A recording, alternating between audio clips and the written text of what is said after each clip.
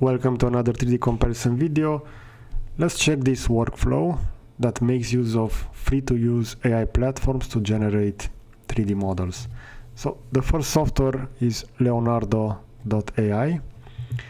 This is a software solution similar to Midjourney. The main advantage and the reason why I like this is because this is free to use.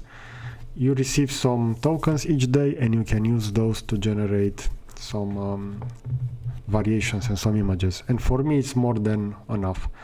So for this case study I generated multiple baby Yoda images, as we can see over here. We can also start with an image that we can then change within various text prompts. So for the case study I have selected 3 of those images, and I added them to CSM 3D platform, and over here we see those. So these are the 3 that managed to create the 3D model, but we also have some images that we see we had training failed error. So keep in mind that you can upload multiple images and it will work for some, but for others it won't be able to recreate a 3D model. So let's better analyze those 3 case studies. We see this is one of those elements. We see the texture, so that red texture has been added to the model, and looking at this from the front view we see that the model is quite well defined, but if I'm gonna rotate I'm gonna see that this baby Yoda has a mutation, so he has a third ear in the back.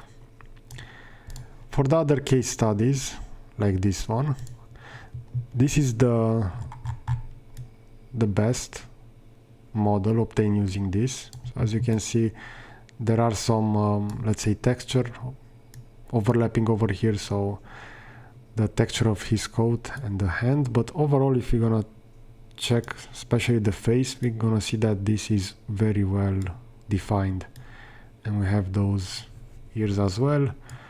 At the back the texture for the ear is not that well defined, but this is more than good as a reference for an AI platform. And the other case study will be this one. As we can see, the ears are better, but still the texture on the back is a little bit off. And we see from the front view, this was also using not the experimental mode, and we see that there is a little bit of let's say difference within the hand posing. So how it is over here, we have more toes that are out of that robe.